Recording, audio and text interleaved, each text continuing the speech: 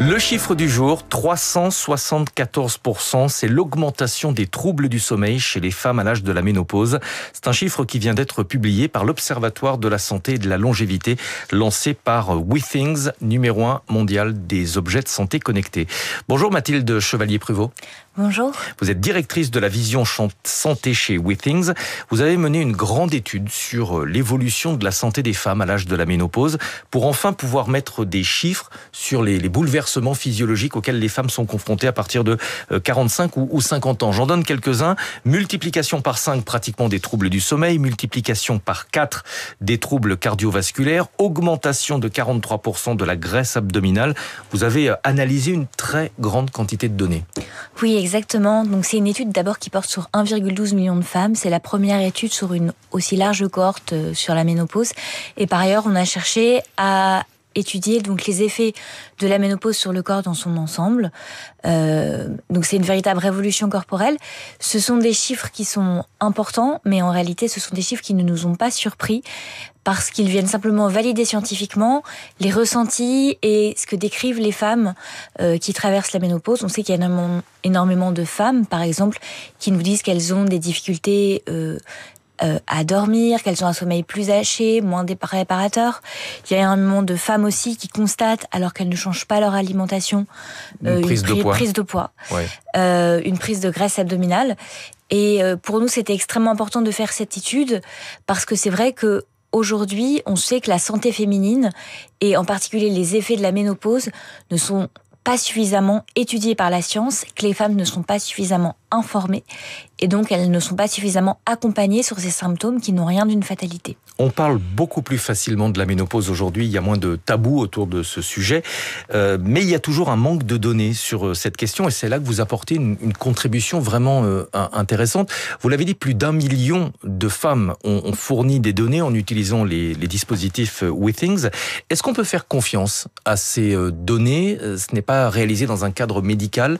Est-ce que toutes les données sont utilisées ou est-ce qu'elles sont automatiquement triées lorsqu'elles sont considérées comme étant peut-être suspectes ? Alors non, alors ce sont des données qui sont anonymisées, donc exactement comme le sont les données dans le cadre d'une recherche clinique dans un hôpital public. Il faut savoir que nous, chez WeThings, on travaille donc avec énormément d'instituts de recherche publics et que donc ces données, elles sont anonymisées et elles sont analysées par des équipes de recherche qui vont les analyser méthodiquement.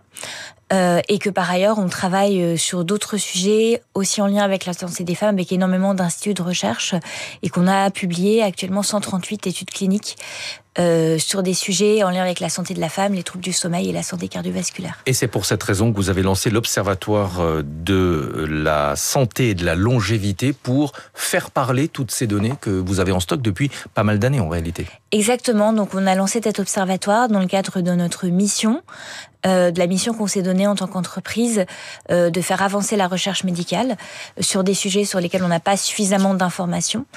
Nous, notre objet chez WeThings, c'est de remettre la santé dans le quotidien, de redonner davantage d'informations et un pouvoir d'agir aux personnes sur leur santé, et en particulier aux femmes, chez qui, effectivement, il y a un grand manque de recherche aujourd'hui, puisque en fait, les recherches cliniques jusqu'à présent, elles ont été réalisées majoritairement sur des cohortes composées à 80% d'hommes.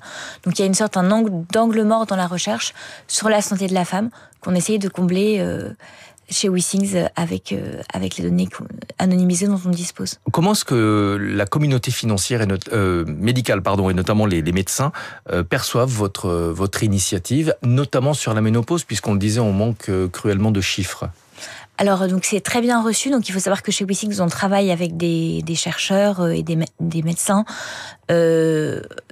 donc spécialistes de la recherche cardiovasculaire et de la recherche sur la santé de la femme en France et dans le monde. Et donc ils saluent plutôt le fait qu'on apporte enfin des données. Et on travaille avec eux aussi pour permettre que ces données soient publiées dans le cadre d'études dans le cadre de revues médicales. Ouais. Votre initiative est intéressante puisque ça alimente le débat sur l'utilisation ou non des données de santé. On est assis sur une montagne de données intéressantes et pas seulement chez WeThings qui potentiellement pourrait faire avancer la recherche médicale. Oui, exactement. Donc ces données, elles sont nécessaires. Les médecins nous-mêmes nous disent qu'il faut les utiliser pour faire avancer la recherche. Après, nous, chez WeThings, on l'utilise dans le cadre qui est de la réglementation, qui est supervisé par la CNIL, c'est-à-dire tout le processus d'anonymisation des données. Donc il est réalisé par des tiers indépendants dans un contexte extrêmement précis, réglementé, dans le cadre de ce qu'on appelle des bulles sécurisées. Et par ailleurs, toutes nos recherches qui sont faites à partir de nos données sont faites dans le cadre de la mission qu'on s'est donnée en tant qu'entreprise et dans un cadre qui est strictement non lucratif avec des chercheurs indépendants. Merci beaucoup. Mathilde Chevalier-Pruvot, directrice de la vision santé chez WeThings. Merci d'avoir révélé en exclusivité cette étude sur Radio Classique ce matin. Elle sera publiée officiellement à 8h et bien sûr disponible en ligne, j'imagine, sur le site de l'Observatoire de la santé et de la longévité de l'entreprise WeThings. Il est 6